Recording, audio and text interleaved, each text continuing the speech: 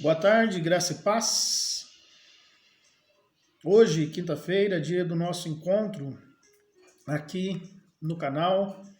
E mais uma vez, o desejo do meu coração é que a doce presença do Espírito Santo de Deus possa fazer-se presente nas nossas vidas e nos nossos corações. Para ser mais exato, hoje, quinta-feira, dia 6 de agosto do ano de 2020.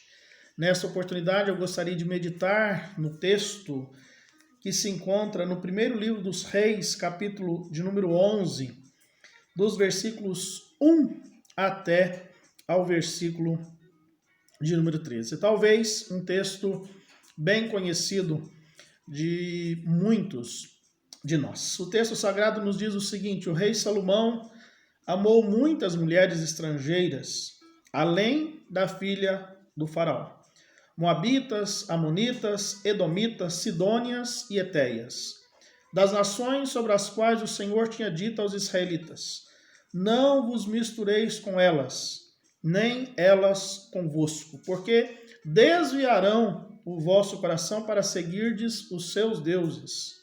Mas Salomão se apegou a elas apaixonadamente. Ele teve 700 mulheres, princesas e 300 concubinas, e suas mulheres desviaram o seu coração. Na velhice de Salomão, suas mulheres desviaram o seu coração para seguir outros deuses, e o seu coração já não era perfeitamente fiel para com o Senhor, seu Deus, como o de Davi, seu pai. Salomão seguiu a Astarote, deusa dos sidônios, e a Milcom, abominação dos amonitas. Assim, Salomão fez o que era mal perante o Senhor e não se dedicou em segui-lo, como havia feito Davi, seu pai. Nesse tempo, Salomão edificou um altar a Camus, abominação dos moabitas, sobre o monte ao lado de Jerusalém, e a Moloque, abominação dos amonitas. Ele fez o mesmo para com todas as suas mulheres estrangeiras, as quais queimavam incenso e ofereciam sacrifícios a seus deuses. Por isso, o Senhor se indignou contra Salomão, porque o seu coração se desviara do Senhor, Deus de Israel, que lhe aparecera 2 vezes, e lhe ordenara expressamente que não seguisse a outros deuses. Ele, porém, não obedeceu ao que o Senhor lhe ordenara. Então, o Senhor disse a Salomão: visto que agiste assim e não guardaste a minha aliança e os meus estatutos que te ordenei, certamente tirarei de ti esse reino e o darei a teu servo. Porém, não o farei nos teus dias, por amor a Davi, teu pai, mas o tirarei da mão de teu filho. Entretanto, não tirarei o reino todo, mas darei uma tribo a teu filho, por amor a meu servo Davi e por amor a Jerusalém que escolhi. A pergunta de número 14 do Catecismo Menor das Igrejas Reformadas, documento este elaborado entre o ano de 1643 e 1649, na Abadia de Westminster, ali na Inglaterra, diz o seguinte: é uma pergunta seguida de uma resposta. A pergunta é a seguinte: o que é pecado? E a resposta, baseada na palavra de Deus, é: pecado é qualquer falta de conformidade com a lei de Deus ou a transgressão dessa lei. A resposta, ela é muito, ou quase que basicamente, baseada no texto de 1 João, capítulo 3, o versículo de número 4, quando nós vemos o seguinte: todo que vive habitualmente em pecado também vive em rebeldia contra a lei, pois o pecado é rebeldia contra a lei. O Catecismo Menor, bem como o Catecismo Maior e a Confissão de Fé de Westminster, são sistemas expositivos de doutrina adotados pelas igrejas reformadas e servem como orientação da nossa fé. eles não substituem a palavra de Deus. Sim, eles expõem aquilo que é revelado a nós na palavra de Deus. Tanto é que na confissão de fé há expressamente o entendimento de que a Bíblia é a nossa única regra de fé e prática. Portanto, no catecismo, ou no breve catecismo, então, nós temos que o pecado é a falta de conformidade com a lei de Deus ou a transgressão desta lei. E aqui no texto que nós lemos nessa tarde, a Bíblia nos fala sobre o pecado de Salomão. Salomão, no caso, o terceiro rei de Israel, fora um homem que tivera bastante intimidade com Deus. O próprio texto que lemos nos diz que o Senhor lhe aparecera 2 vezes. Digamos assim, que as aparições de Deus no tempo do Velho Testamento, a comunhão do povo de Deus com o próprio Deus, não era como a nossa hoje. Eles não tinham, digamos assim, um livre acesso ao trono da graça de Deus, mas sim eles precisavam do intermediário, que no caso era o sacerdote, para apresentá-los a Deus. Então Salomão era um homem que tivera intimidade com Deus. Inclusive na primeira dessas aparições, Deus se dirige a Salomão e diz: olha, Salomão, o que você quer que eu te dê? E a Bíblia diz que Deus se agrada do pedido de Salomão, Deus se agrada da resposta que Salomão dera para Deus, porque Salomão, ao invés de pedir riqueza, de pedir status social, de pedir beleza, Salomão pedira para Deus sabedoria. Olha, Deus, eu não passo de um jovem, eu não passo de uma criança, eu não tenho condições de governar este teu grande povo, por isso dá-me sabedoria para agir diante do povo de acordo com a tua vontade. E ele experimentara do poder de Deus, ele foi abençoado por Deus, mas a Bíblia aqui no capítulo 11 nos diz que ele cometeu pecados, ele transgrediu a lei de Deus, ele fez aquilo que não condizia com a vontade de Deus. Quando a gente olha para a lei de Deus do Deuteronômio, ou nos deveres do rei, estava: ele não poderá acumular cavalos para si. Na história de Salomão nós podemos ver que ele o fez. Nem fará voltar o povo ao Egito para conseguir mais cavalos. Salomão não só voltara, como a principal esposa, digamos assim, de Salomão na época, era filha do faraó, rei do Egito, pois o Senhor vos disse: nunca mais voltareis por esse caminho. Também não tomará para si muitas mulheres, para que seu coração não se desvie, nem ajuntará para si muita prata e ouro. Salomão se tornou riquíssimo e isso talvez tenha sido um dos problemas de Salomão. Jesus, posteriormente, ele vai dizer que nós precisamos ter cuidado com os tesouros que acumulamos, porque aonde estiver o nosso tesouro, aí estará o nosso coração. Mas o problema maior, eu diria, que na vida de Salomão foi a questão das muitas mulheres. O versículo 3 nos diz que ele teve 700 mulheres princesas e 300 concubinas. Nós não vamos entrar nesse mérito dessa quantidade de mulheres que o servo de Deus teve, mas o fato é que essas mulheres, o texto nos diz que elas desviaram o seu coração. Versículo 6 nos diz que Salomão fez o que era mal perante o Senhor e não se dedicou em segui-lo como havia feito Davi, seu pai.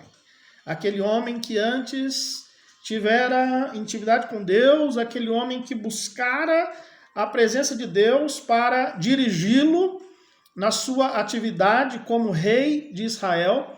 Agora a Bíblia diz que o seu coração não era mais reto diante de Deus. O pecado, ele tenazmente nos assedia. Diz a Bíblia que nós precisamos de nos despojar deste peso, deste pecado que nos assedia.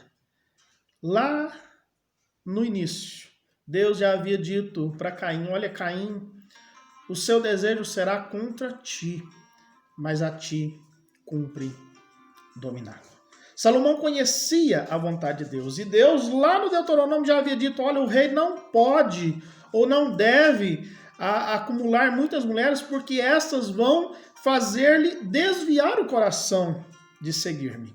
E foi isso que aconteceu com Salomão. Ele passou a adorar outros deuses. Talvez não literalmente, mas permitir que aquelas mulheres adorassem outros deuses e até mesmo contribuir para que essa adoração fosse feita ali no território de Israel. Ele construiu os altares para essas adorações e o nome de Deus não era mais adorado como anteriormente. O pecado atrapalha a nossa comunhão com Deus.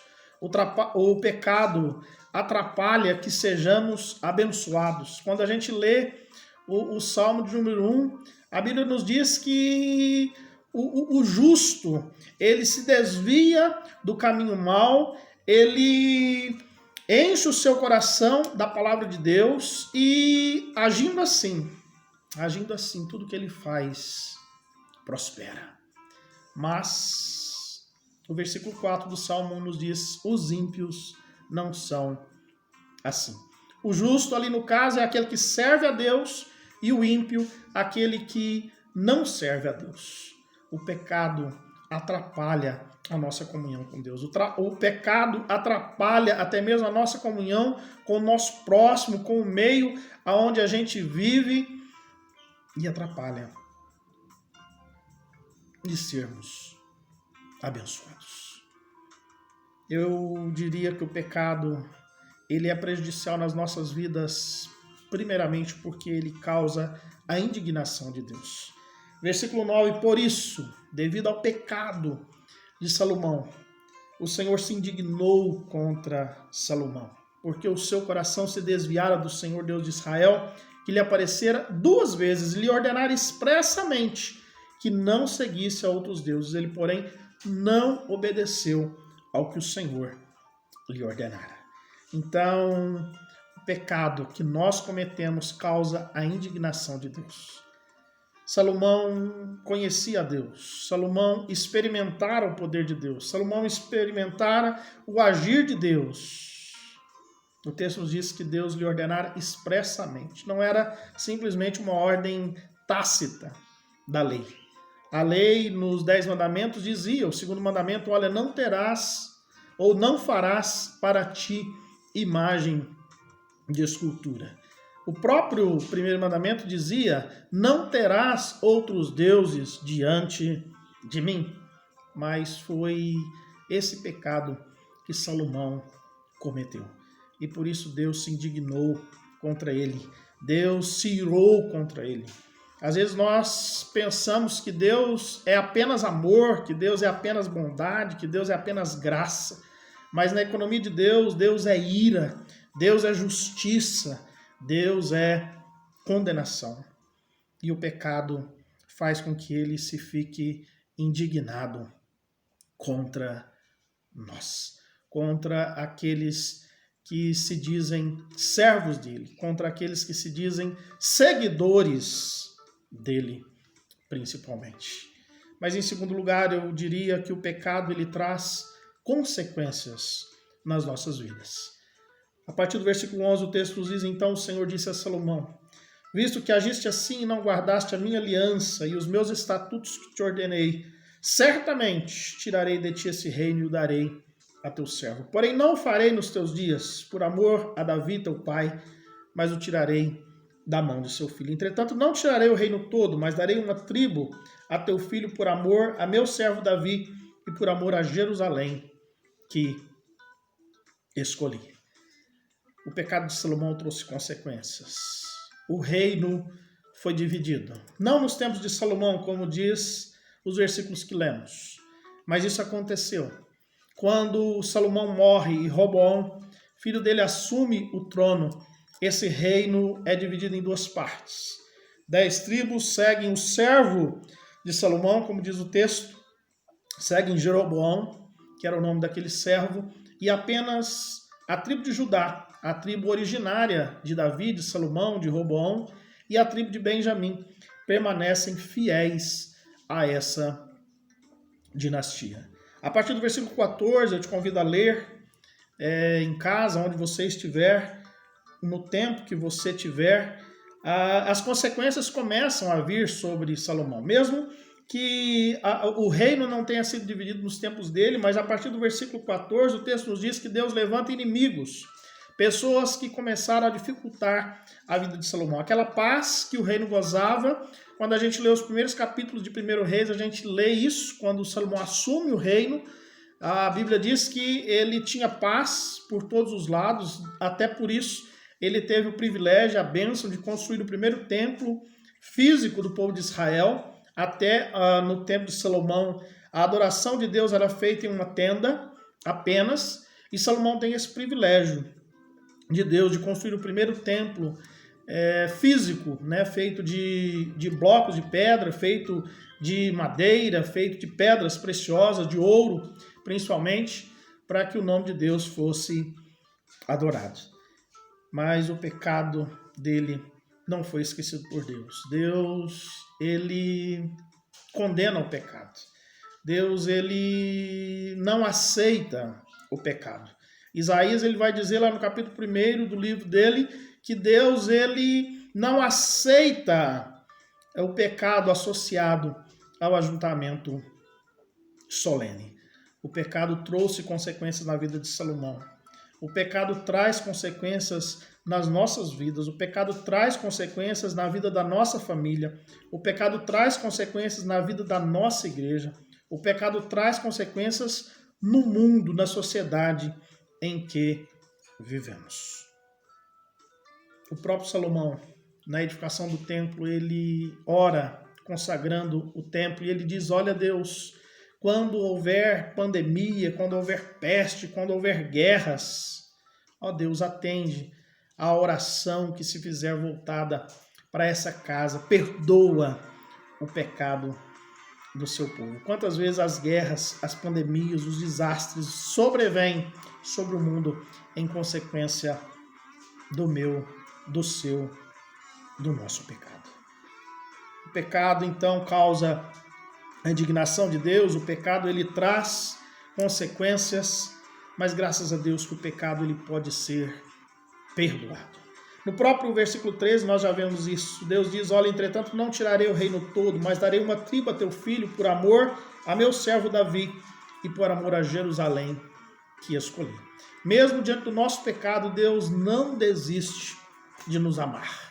Deus jamais, diz a Bíblia, pode negar-se a si mesmo. Então, se Deus é fiel, como diz o texto ali de Timóteo, ele permanece fiel. Se Deus é amor, ele permanece no exercício desse seu atributo.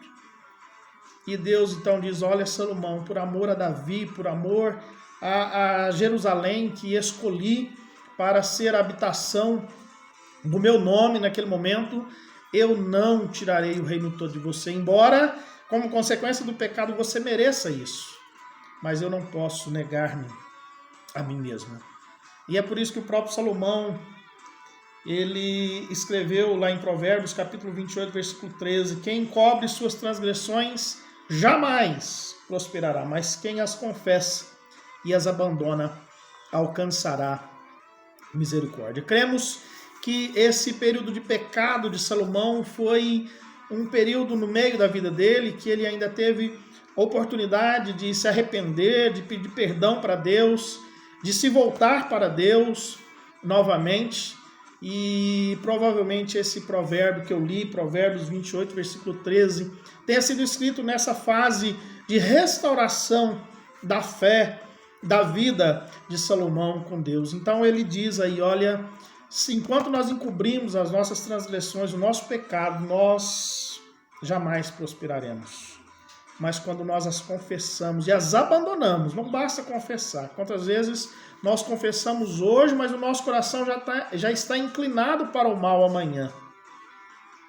É confessar e abandonar na certeza que assim nós alcançamos a misericórdia de Deus. Eu convido você a ler o texto de Eclesiastes.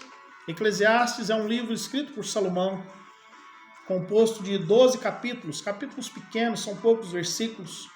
E o livro de Eclesiastes provavelmente retrata esse período em que Salomão se afastou de Deus, em que Salomão viveu uma vida de pecado, quando a indignação de Deus veio sobre ele, quando as consequências do pecado dele foram anunciadas, bem como quando o seu pecado foi perdoado. E no final do texto de Eclesiastes, capítulo 12, versículo 13, ele diz o seguinte: agora que já se disse tudo, aqui está a conclusão.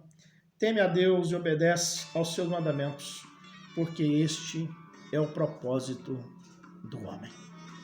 Salomão chega à conclusão que o propósito do homem é obedecer a Deus, é obedecer aos mandamentos de Deus, é temer a Deus.